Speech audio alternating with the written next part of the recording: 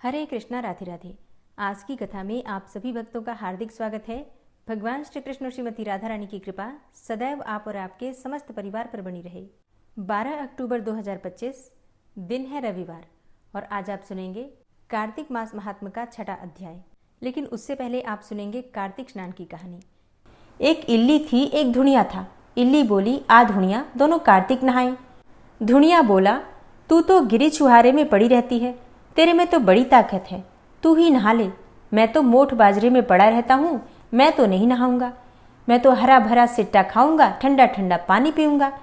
फिर तो इल्ली रोजाना राजी की बाई के पल्ले में लगकर नहा आती और धुनिया नहीं जाता। कार्तिक उतरते ही पूर्णिमा को दोनों मर गए। इल्ली कार्तिक नहाई थी, इसलिए उसने राजा के घर जन्म लिया और राजकुमारी बनी। लेकिन धुनिया राजा के घर मेंढक बना। फिर राजकुमारी का ब्याह रचाया गया। जब विदा का समय आया तब राजकुमारी का बैल रुक गया। तो राजा रानी ने पूछा कि बैल क्यों रुका, तुम्हें क्या चाहिए, मांगो। तब राजकुमारी बोली कि मुझे मेंढक सोने की शाकल में बांधकर मेरे रथ के पीछे बांध दो। सबने कहा, राजकुमारी जी, मेंढक क्यों मांगा, तुम्हें कुछ धन और चाहिए तो धन ले लो। लेकिन राजकुमारी ने कहा कि नहीं, मुझे तो मेंढक ही चाहिए। तब राजा रानी ने मेंढक को राजकुमारी के रथ के पीछे बांध दिया। जब राजकुमारी महलों में पहुंची तो मेंढक को सीढ़ी के नीचे बांध दिया। अब जब भी राजकुमारी सीढ़ियों से उतरती चढ़ती तो मेंढक कहता, ए चटको मटको, ए श्याम सुंदरी, थोड़ा पानी तो पिला। राजकुमारी कहती, मैं कहती थी ना कि तू कार्तिक नहा। एक दिन उनकी ये बातें राजकुमारी की देवरानी और जेठानी ने सुन लिया और सोचा कि राजा कोई रानी ब्याह कर लाया है या जादूगरनी ब्याह कर लाया है। उन्होंने राजकुमार से ये बातें कही कि तू रानी लाया है या जादूगरनी, जो आदमियों से तो बात नहीं करती और जानवरों से बात करती है। राजा ने कहा कि जब तक आंखों से नहीं देखूं तब तक नहीं मानूंगा। एक दिन राजा छुपकर बैठ गया। राजकुमारी महलों से नीचे उतरी तो फिर मेंढक ने वही कहा और रानी ने भी वही जवाब दिया। तब राजा तलवार लेकर खड़ा हो गया और कहा कि तू मेंढक से क्या बात करती है, सच्ची बता, नहीं तो तलवार से काट दूंगा। रानी पहले तो चुप रही, लेकिन राजकुमार के जिद के आगे उसे बताना ही पड़ा। रानी बोली, पिछले जन्म में मैं एक इल्ली थी और ये एक धुनिया था। इसको मैंने कहा था कि आ दोनों कार्तिक नहाएंगे। ये तो नहाया नहीं और मैं नहा ली, इसलिए मैं राजकुमारी बनी और ये मेंढक बना और हम दोनों पिछले जन्म की बातें करते हैं। राजा ने कहा कि कार्तिक में गंगा नहाने का इतना फल होता है तो हम दोनों ही जोड़े से कार्तिक नहाएंगे और खूब दान पुण्य किया करेंगे, जिससे हमें आगे इससे भी ज्यादा फल मिलेगा। दोनों कार्तिक नहाने लगे। राजा के घर खूब धन संपत्ति हो गई। हे कार्तिक महाराज, जैसा इल्ली को दिया वैसा सबको देना, जैसा धुनिया को दिया ऐसा किसी को न देना। कहानी कहने वाले, सुनने वाले और हुंकारा भरने वाले सब पर अपनी कृपा करना। और अब प्रेम से बोलिए, कार्तिक के ठाकुर राई दामोदर भगवान की जय। और अब आप सुनेंगे कार्तिक मास का आज का अध्याय। दीपदान की महिमा जानने के बाद ब्रह्मा जी से नारद जी ने पूछा, हे पितामह, अब आप मुझे कार्तिक मास में तुलसी वृक्ष के आरोपण और पूजन की महिमा भी बताइए। ब्रह्मा जी कहते हैं, हे पुत्र, तुम तो भगवान विष्णु के परम भक्त हो। लोकहित की कामना से तुमने ये अत्यंत ही श्रेष्ठ प्रश्न पूछा है। अब मैं तुमसे कार्तिक मास में तुलसी वृक्ष के आरोपण और पूजन आदि की महिमा का वर्णन करता हूँ, तुम ध्यान पूर्वक सुनो। ब्रह्मा जी कहते हैं, कार्तिक मास में जो विष्णु भक्त पुरुष प्रातःकाल स्नान करके पवित्र होकर कोमल तुलसी दल से भगवान दामोदर की पूजा करता है, वह निश्चय ही मोक्ष प्राप्त कर लेता है। जो भक्ति से रहित है और वो यदि सुवर्ण आदि से भगवान की पूजा करे तो भी वे उसकी पूजा ग्रहण नहीं करते। सभी वर्णों के लिए भक्ति ही सबसे उत्कृष्ट मानी गई है। भक्तिहीन कर्म भगवान विष्णु को प्रसन्न करने वाला नहीं होता। और यदि तुलसी के आधे पत्ते से भी प्रतिदिन भक्ति पूर्वक भगवान की पूजा की जाए तो भी वे स्वयं आकर दर्शन देते हैं। पूर्व काल में भक्त विष्णुदास भक्ति पूर्वक तुलसी पूजन से शीघ्र ही विष्णुधाम को चला गया और राजा चोल उसकी तुलना में गौण हो गए। अब तुलसी का महात्म्य सुनो। यह पाप का नाश और पुण्य की वृद्धि करने वाली है। अपनी लगाई हुई तुलसी जितना ही अपने मूल का विस्तार करती है, उतना ही सहस्त्र युगों तक मनुष्य ब्रह्मलोक में प्रतिष्ठित होता है। यदि कोई तुलसी संयुक्त जल में स्नान करता है तो वह सब पापों से मुक्त होकर भगवान विष्णु के लोक में आनंद का अनुभव करता है। हे महामुने, जो लगाने के लिए तुलसी का संग्रह करता और लगाकर तुलसी का वन तैयार कर देता है, वह उतने से ही पाप मुक्त होकर ब्रह्म भाव को प्राप्त होता है। जिसके घर में तुलसी का बगीचा विद्यमान है, उसका वो घर तीर्थ के समान है। वहां यमराज के दूत नहीं जाते। तुलसी वन सब पापों को नष्ट करने वाला, पुण्यमय तथा अभिष्ट कामनाओं को देने वाला है।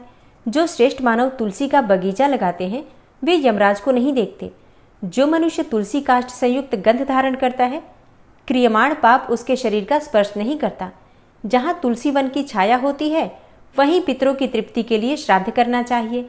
जिसके मुख में, कान में और मस्तक पर तुलसी का पत्ता दिखाई देता है, उसके ऊपर यमराज दृष्टि भी नहीं डाल सकते। फिर दूतों की तो बात ही क्या है। जो प्रतिदिन आदरपूर्वक तुलसी की महिमा सुनता है, वह सब पापों से मुक्त होकर ब्रह्मलोक को जाता है। हे महामुने, इस विषय में मैं तुम्हें एक कथा सुनाता हूँ, तुम ध्यानपूर्वक सुनो। पूर्व काल की बात है। काश्मीर देश में हरिमेधा और सुमेधा नामक 2 ब्राह्मण रहते थे, जो भगवान विष्णु की भक्ति में संलग्न रहते थे। उनके हृदय में संपूर्ण प्राणियों के प्रति दया थी और वे सब तत्वों का यथार्थ मर्म समझने वाले थे। एक समय की बात है, वे दोनों श्रेष्ठ ब्राह्मण तीर्थ यात्रा के लिए चले। जाते जाते किसी दुर्गम वन में परिश्रम से व्याकुल हो गए। वहां उन्होंने एक स्थान पर तुलसी का वन देखा। उनमें से सुमेधा ने वह तुलसी का महान वन देखकर उसकी परिक्रमा की और भक्तिपूर्वक उनको प्रणाम किया। यह देखकर हरिमेधा ने तुलसी का महात्म्य और फल जानने के लिए बड़ी प्रसन्नता के साथ बार बार पूछा, ब्रह्मन, अन्य देवताओं, तीर्थों, व्रतों और मुख्य मुख्य ब्राह्मणों के रहते हुए तुमने तुलसी वन को क्यों प्रणाम किया? सुमेधा बोला, महाभाग, सुनो, यहाँ धूप सता रही है, इसलिए हम लोग उस बरगद के समीप चलें। उसकी छाया में बैठकर मैं यथार्थ रूप से सब बात बताऊंगा। वहां विश्राम करके सुमेधा ने हरिमेधा से कहा, हे विप्रवर, पूर्व काल में दुर्वासा के शाप से जब इंद्र का ऐश्वर्य छिन गया था, उस समय ब्रह्मा आदि देवताओं और असुरों ने मिलकर क्षीर सागर का मंथन किया। उससे ऐरावत हाथी, कल्प वृक्ष, चंद्रमा, लक्ष्मी, उच्चैश्रवा घोड़ा, कौस्तुभ मणि तथा धन्वंतरी रूप भगवान श्रीहरि और दिव्य औषधियां प्रकट हुई। तदनंतर अजरता और अमरता प्रदान करने वाले उस अमृत कलश को दोनों हाथों में लिए हुए श्री विष्णु बड़े हर्ष को प्राप्त हुए और उनके नेत्रों से आनंद अश्रुओं की कुछ बूंदें उस अमृत के ऊपर गिरी। उनसे तत्काल ही मंडलाकार तुलसी उत्पन्न हुई। इस प्रकार वहां प्रकट हुई लक्ष्मी तथा तुलसी को ब्रह्मा आदि देवताओं ने श्रीहरि की सेवा में समर्पित किया और भगवान ने उन्हें ग्रहण कर लिया। तब से तुलसी जी जगदीश्वर श्री विष्णु को अत्यंत प्रिय करने वाली हो गई। संपूर्ण देवता भगवत प्रिया तुलसी की श्रीहरि विष्णु के समान ही पूजा करते हैं। भगवान नारायण संसार के रक्षक हैं और तुलसी उनकी प्रियतमा है, इसलिए उन्हें मैंने प्रणाम किया। सुमेधा इस प्रकार कह ही रहे थे कि सूर्य के समान अत्यंत तेजस्वी एक विशाल विमान उनके निकट ही दिखाई दिया। उन दोनों के आगे ही वह बरगद का वृक्ष गिर पड़ा और उससे 2 दिव्य पुरुष निकले, जो अपने तेज से सूर्य के समान संपूर्ण दिशाओं को प्रकाशित कर रहे थे। उन दोनों ने हरिमेधा और सुमेधा को प्रणाम किया। उन्हें देखकर वे दोनों ब्राह्मण भय से विह्वल हो गए और आश्चर्यचकित होकर बोले, आप दोनों कौन हैं? देवताओं के समान आपका सर्वमंगलमय स्वरूप है। आप नूतन मंदार की माला धारण किए कोई देवता प्रतीत होते हैं। उन दोनों के इस प्रकार पूछने पर वृक्ष से निकले हुए पुरुष बोले, हे विप्रवरों, आप दोनों ही हमारे माता पिता और गुरु हैं।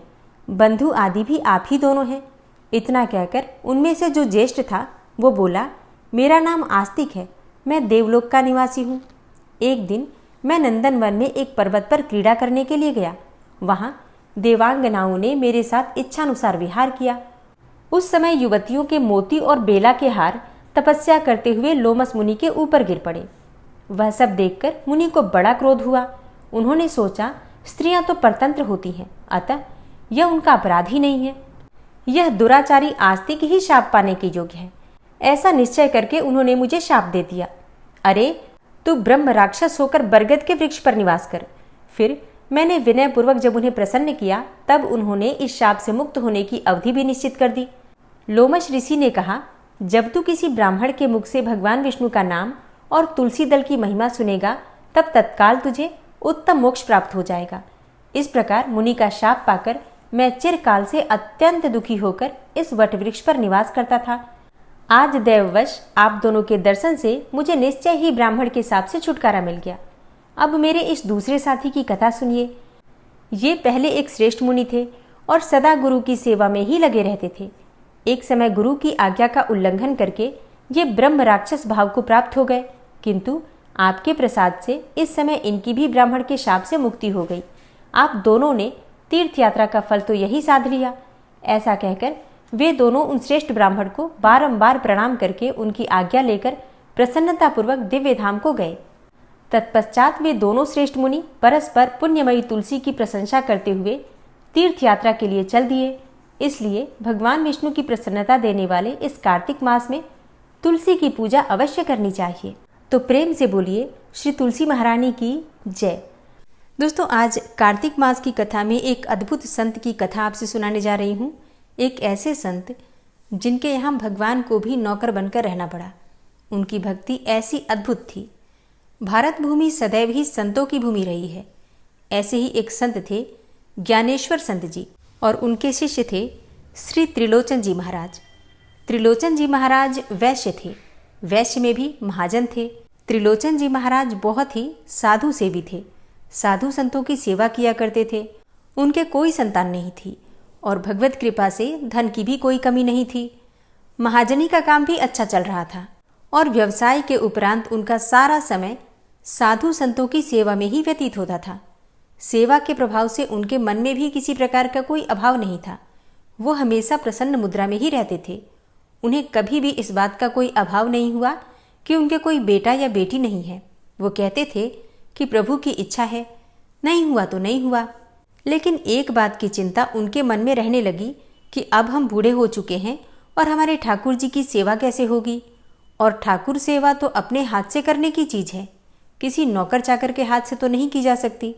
व्यक्ति को स्वयं से ही ठाकुर जी की सेवा में संलग्न होना चाहिए।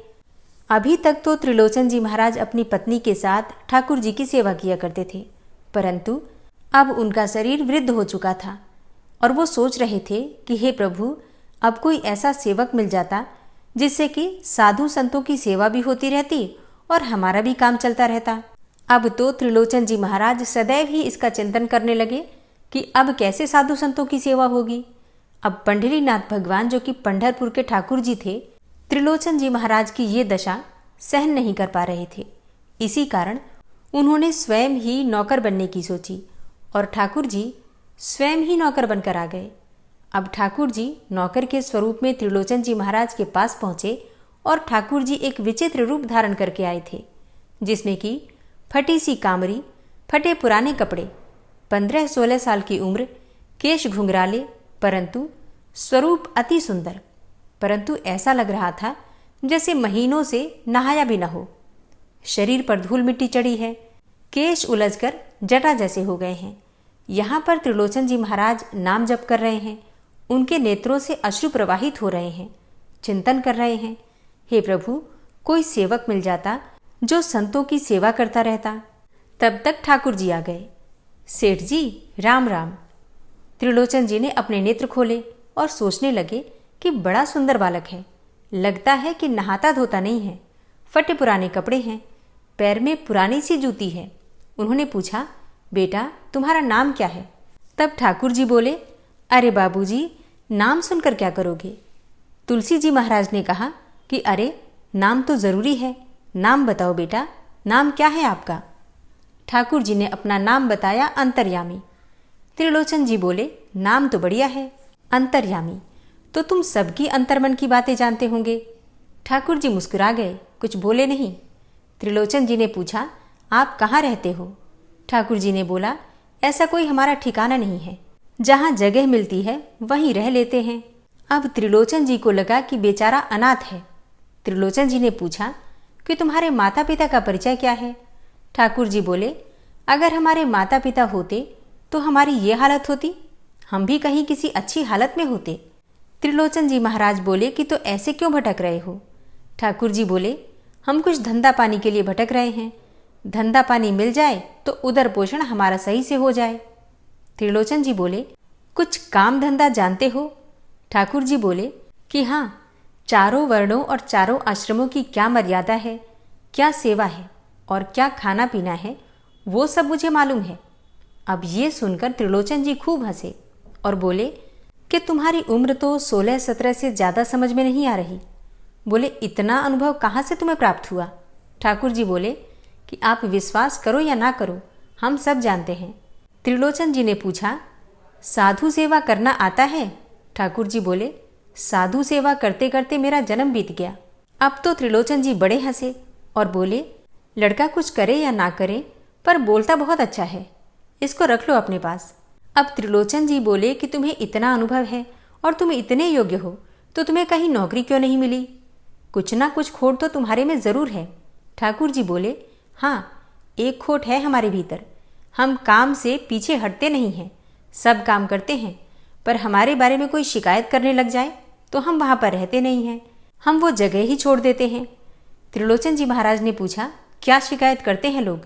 ठाकुर जी बोले, हम बहुत खाते हैं।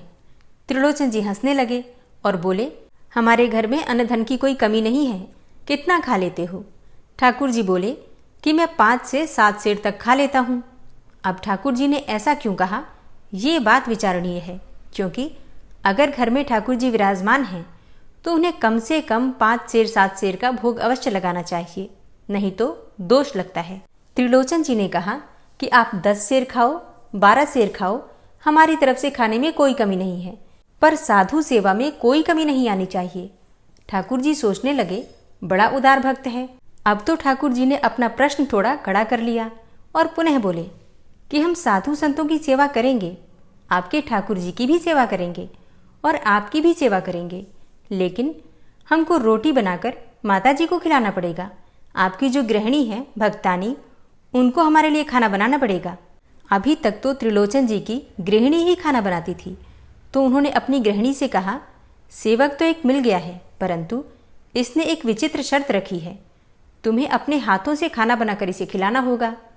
त्रिलोचन जी की पत्नी बहुत सरल थी, वो बोली, अरे कोई बात नहीं है, मैं बना दिया करूँगी। लोग कहते थे कि तुम्हारा कोई बेटा नहीं है, बेटा नहीं है, तो इसे मैं अपना बेटा मान लूँगी और बेटा मानकर ही इसे खिलाऊंगी। त्रिलोचन जी बोले, परंतु एक बात का सदैव स्मरण रहे, अगर ये कह दिया कि ये पेटू है, बड़ा खाता है, तो फिर ये यहाँ से चला जाएगा।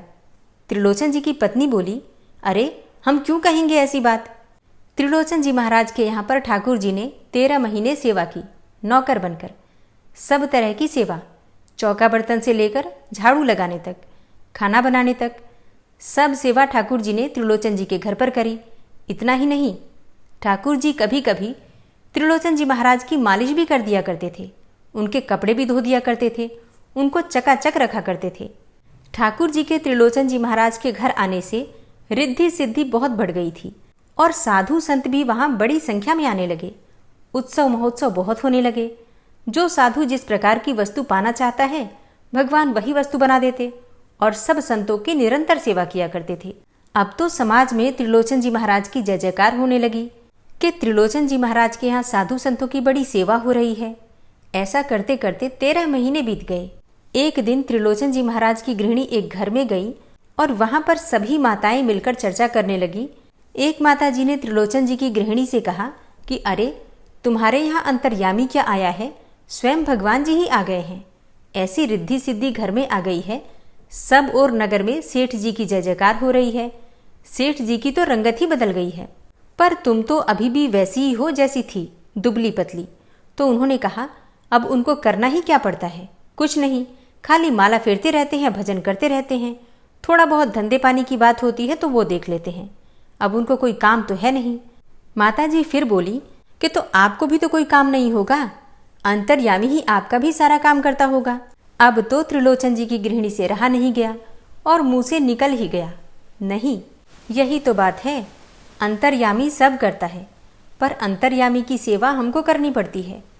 अब तो माता जी बोली कि अच्छा, क्या सेवा करना पड़ता है, हाथ पांव दबाना पड़ता है या कपड़े धोने पड़ते हैं? त्रिलोचन जी की गृहिणी बोली, नहीं, ऐसा कुछ नहीं करना पड़ता, लेकिन हाँ, उसको भोजन बनाकर कराना पड़ता है। अब माता जी ने पूछा कि अरे बहन, क्या खाता होगा, 16-17 साल का तो लड़का है, 2-4 रोटी खाता होगा। त्रिलोचन जी की गृहिणी बोली कि अरे बहन, कुछ मत पूछो, 5 सेर 7 सेर तो एक बार में ही खा लेता है। अब तो माता जी बोली कि अच्छा, देखने में तो नहीं लगता कि इतना खा लेता होगा। अब इधर त्रिलोचन जी महाराज की गृहिणी के मुख से ये बात निकली और उधर ठाकुर जी अंतर्ध्यान हो गए। ठाकुर जी जब अंतर्ध्यान हो गए तो त्रिलोचन जी बहुत दुखी हुए और उनकी पत्नी भी बहुत दुखी हुई। खाना पीना छोड़ दिया, रोने लगे। घर घर जाकर पूछते कि मेरा अंतर्यामी देखा है कहीं। अंत में निश्चय किया कि प्राण ही त्याग देंगे तो साक्षात ठाकुर जी ही आ गए। ठाकुर जी बोले कि हम तो सदा से ही संतों की नौकरी करते हैं और हम तो आज भी तुम्हारे नौकर बनकर आने को तैयार हैं। अब और भी त्रिलोचन जी रोने लगे। त्रिलोचन जी रोते रोते बोले कि जगतनाथ, जगतपति, लक्ष्मीपति वैकुंठनाथ को, रुक्मिणीनाथ को मैंने अपने घर में नौकर बनाकर रखा। मेरे पैर दबाए आपने मेरे बर्तन साफ किया, रसोई बनाई। मैं बहुत अधम हूँ। भगवान ने त्रिलोचन जी को हृदय से लगा लिया और बोले कि हम तो तुम पर बहुत प्रसन्न हैं। भक्तमाल की कथा में नाभाजी ने त्रिलोचन जी महाराज को चंद्रमा कहा है। भक्ति जगत का चंद्रमा। सिखों का जो पवित्र गुरु ग्रंथ साहिब है उसमें भी श्री त्रिलोचन जी महाराज के पद सम्मिलित किए गए। हरे कृष्णा। ओम विश्वं विष्णुर्वषट्कारो भूतभव्य भवत्प्रभु भूतकृत भूतभृत भावो भूतात्मा भूतवाहन भूतात्मा परमात्मा च मुक्तानां परमागति अव्ययः पुरुषः साक्षी क्षेत्रज्ञो अक्षर एव च योगो योग विदाम नेता प्रधान पुरुषेश्वरः नारसिंह वपुः श्रीमान केशवः पुरुषोत्तम सर्वः शर्वः शिवस्थाणुर्भूतादिर्निधिर्व्ययः संभवो भावनो भर्ता प्रभवः प्रभुरीश्वरः स्वयंभू शंभुरादित्यः पुष्कराक्षो महास्वनः अनादिनिधनो धाता विधाता धातुरुत्तमः अप्रमेयो ऋषिकेश पद्मनाभो अमरप्रभु विश्वकर्मा मनुस्त्वष्टा स्थविष्ठः स्थविरो ध्रुवः अग्राह्यः शाश्वतः कृष्णो लोहिताक्षः प्रतर्दन प्रभूतस्त्रिककुब्धाम पवित्रं मङ्गलं परम् ईशानः प्राणदः प्राणो ज्येष्ठः श्रेष्ठः प्रजापति हिरण्यगर्भो भूगर्भो माधवो मधुसूदनः ईश्वरो विक्रमी धन्वी मेधावी विक्रमः क्रमः अनुत्तमो दुराधर्षः कृतज्ञः कृतिरात्मवान् सुरेशः शरणं शर्म विश्वरेताः प्रजाभवः अह संवत्सरो व्याल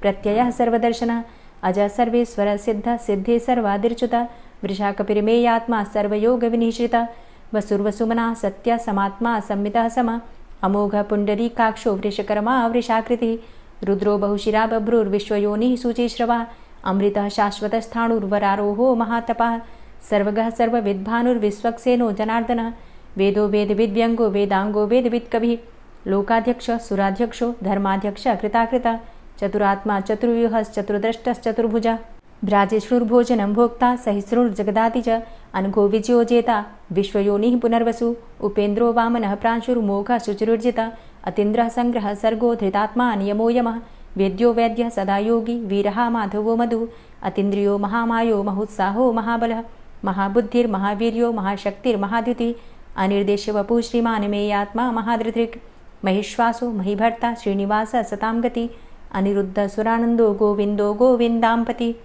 मरीचिर्दमनो हंस सुपर्णो भुजगोत्तम हिरण्यनाभ सुतपा पद्मनाभ प्रजापति अमृत्यु सर्वदिक्सिंह संधाता संधिमान स्थिर अजो दूर्मर्षण शास्ता विश्रुतात्मा सुरारिहा गुरुर्गुर्तमो धाम सत्य सत्य पराक्रम निमिषो अनिमिषो श्रग्वी वाचस्पति रुदारधि अग्रणिर्ग्रामणी श्रीमान न्यायो नेता समीरण सहस्रमूर्धा विश्वात्मा सहस्राक्ष सहस्रपात आवर्तनो निवृत्तात्मा संवृतः संप्रमर्दन अह संवर्तको वह निर्निलोधरणीधरः सुप्रसादः प्रसन्नात्मा विश्वदृग् विशुभुग् विभु सत्कर्ता सत्कृतः साधु जहनुर्नारायणो नरः असंख्येयो अप्रमेयात्मा विशिष्टशिष्टकृच्छुवि सिद्धार्थ सिद्धसंकल्प सिद्धिदः सिद्धिसाधनः वृषाहि वृषभो विष्णुर्विष्पर्वा वृषोदरः वर्धनो वर्धमानश्च विविक्तः श्रुतिसागरः सुभुजो दूर्धरो वाग्मी महेन्द्रो वसुदो वसु नैकरूपो बृहद्रूप शिपिविष्टः प्रकाशनः ओजस्तेजो द्युतिधर प्रकाशात्मा प्रतापनः रिद्धस्पष्टाक्षरो मन्त्रश्चन्द्रांशुर्भास्करदुतिः अमृतांशुद्भवो भानु शशबिन्दुः सुरेश्वरः औषधं जगतः सेतु सत्यधर्मपराक्रमः भूतभव्य भवन्नाथ पवनः पावनो नलः कामः कामकृत्कान्तः कामः कामप्रदः प्रभु युगादिकृद्युगावर्तो नैकमायो महाशनः अदृश्योऽव्यक्तरूपश्च सहस्रजितनन्तजित् इष्टो अविशिष्ट शिष्टेष्ट शिखण्डी नहुसो वृष क्रोधः क्रोधकृत्कर्ता विश्वबाहुर्महीधरः अच्युतः प्रतितः प्राणः प्राणदो वासवानुजः अपां निधिर्धिष्ठानं प्रमत्तः प्रतिष्ठितः स्कन्दः स्कन्दधरो धूर्यो वरदो वायुवाहनः वासुदेवो बृहद्भानुरादिदेवः पुरन्दरः अशोकस्तारणस्तारः शूरः सौरिर्जनेश्वरः अनुकूलः शतावर्त पद्मी पद्मनिभेक्षणः पद्मनाभो अरविन्दाक्ष पद्मगर्भ शरीरभृत् महर्धिरिद्धो वृद्धात्मा महाक्षो गरुड़ध्वज अतुलः शरभो भीमो समयज्ञो हविर्हरि सर्वलक्षण लक्षण्यो लक्ष्मीवान समितिञ्जय वीक्षरो रोहितो मार्गो हेतुर्दामोदरः सह महीधरो महाभागो वेगवान् मिताशन उद्भव शोभणो देव श्रीगर्भ परमेश्वर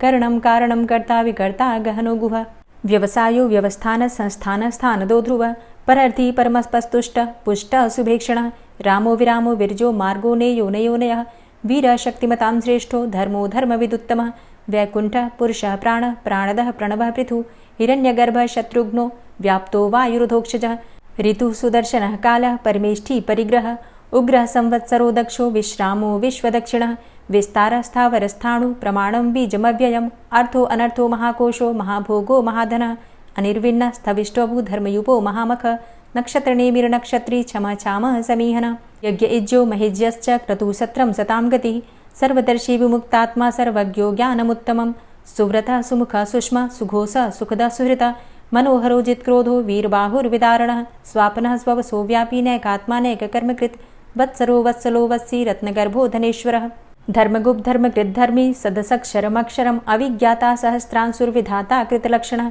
गभस्तिनेमिः सत्त्वस्थः सिंहो भूतमहेश्वरः आदिदेवो महादेवो देवेशो देवभृद्गुरुः उत्तरो गोपतिर्गोप्ता ज्ञानगम्यः पुरातनः शरीरभूतभृद्भोक्ता कपीन्द्रो भूरि दक्षिणः सोमभो अमृतपः सोम पुरुजित पुरुषोत्तमः विनियोजय सत्यसन्धो दाशाः सात्वतां पतिः जीवो विनयिता साक्षी मुकुन्दो अमितविक्रमः अम्भो निद्रणन्तात्मा महोदधीशयोऽन्तकः अजो महारः स्वाभाव्यो जितामित्रः प्रमोदन आनन्दो नन्दनो नन्दः सत्यधर्मा त्रिविक्रमः महर्षि कपिलाचार्यः कृतज्ञो मेदिनीपतिः त्रिपदस्त्रिदशाध्यक्षो महाशृङ्गः कृतान्तकृत् महावराहो गोविन्दः सुखेणः कनकाङ्गदी गुह्यो गभीरो गहनो गुप्तश्चक्रगदाधरः वेधा स्वाङ्गो अजितः कृष्णो दृढः सङ्कर्षणोच्युतः वरुणो वारुणो वृक्षः पुष्कराक्षो महामनाः भगवान् भगानन्दी वनमाली हलायुधः आदित्यो ज्योतिरादित्यः सहिष्णुर्गतिसत्तमः सुधन्वाखण्ड परशुर्दारुणो द्रविडप्रदः दिविस्त्रिक्सर्वदृग्व्यासो वाचस्पतिर्योनिजः त्रिसामासामगः साम निर्वाणं भेषजम्भिषक्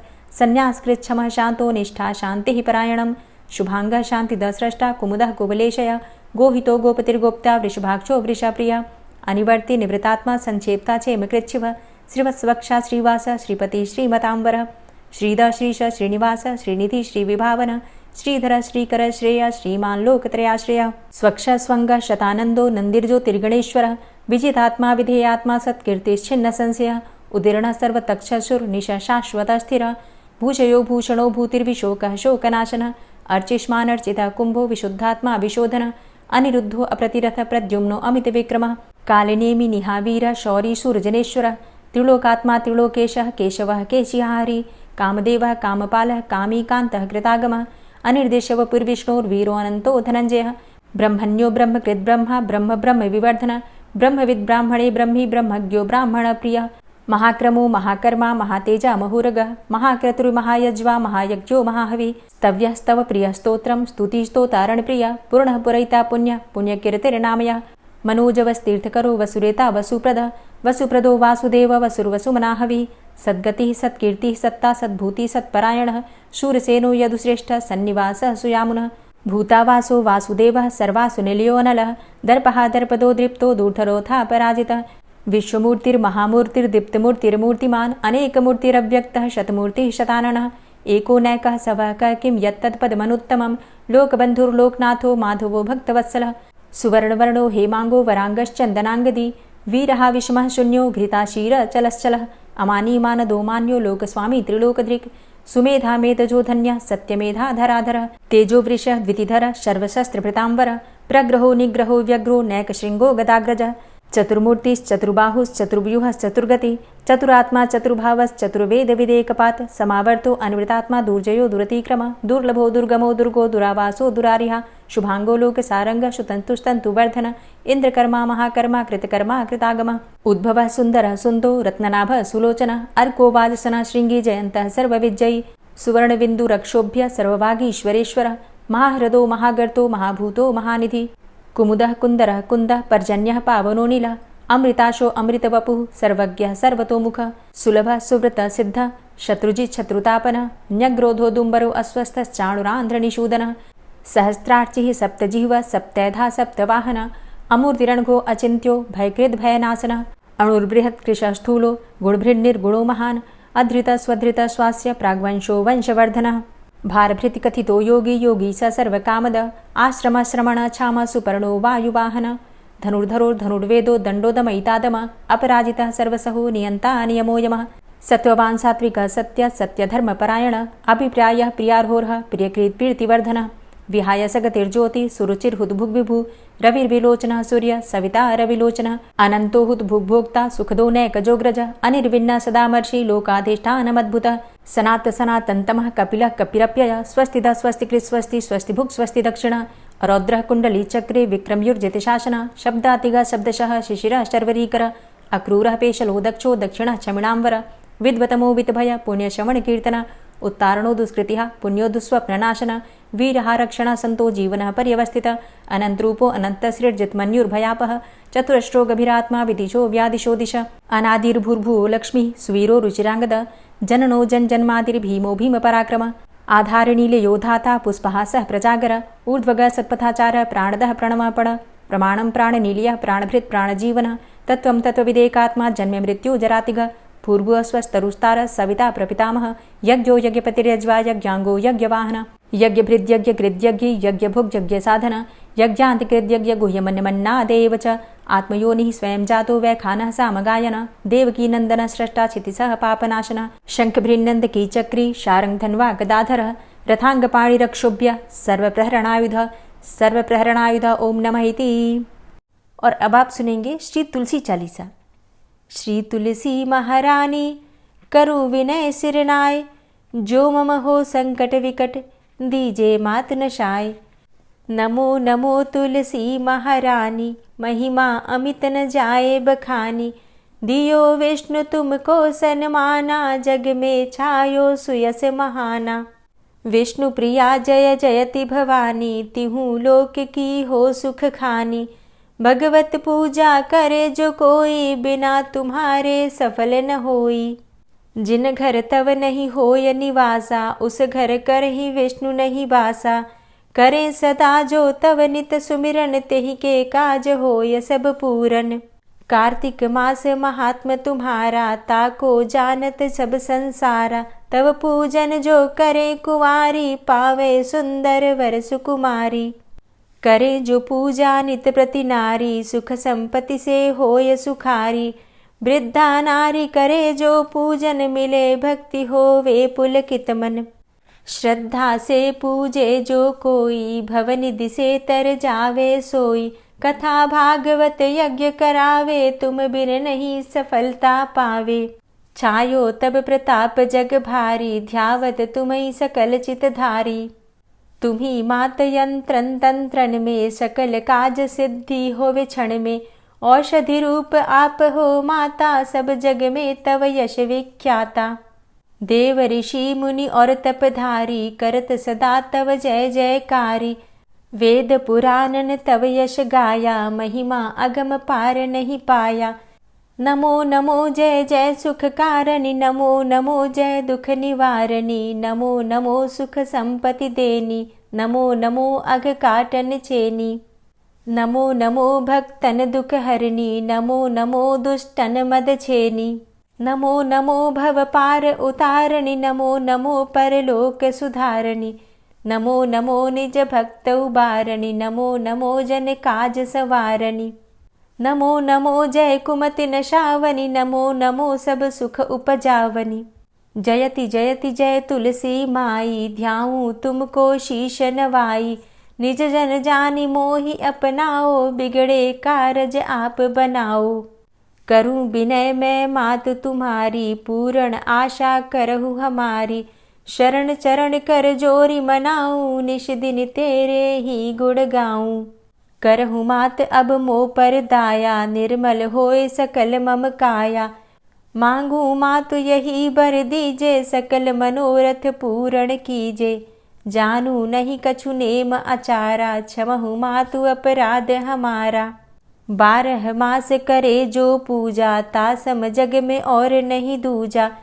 प्रथम ही गंगा जल मंगवावे, फिर सुंदर स्नान करावे, चंदन अक्षत पुष्प चढ़ावे, धूप दीप नैवेद्य लगावे। करें आचमन गंगा जल से, ध्यान करे हृदय निर्मल से, पाठ करे फिर चालीसा की, स्तुति करे मात तुलसा की। यह विधि पूजा करे हमेशा, ताके तन नहीं रहे कलेशा। करे मास कार्तिक का साधन, सोवे नित पवित्र हुई जाहि। है यह कथा महासुखदाई, पढ़े सुने सो भव तर जाई।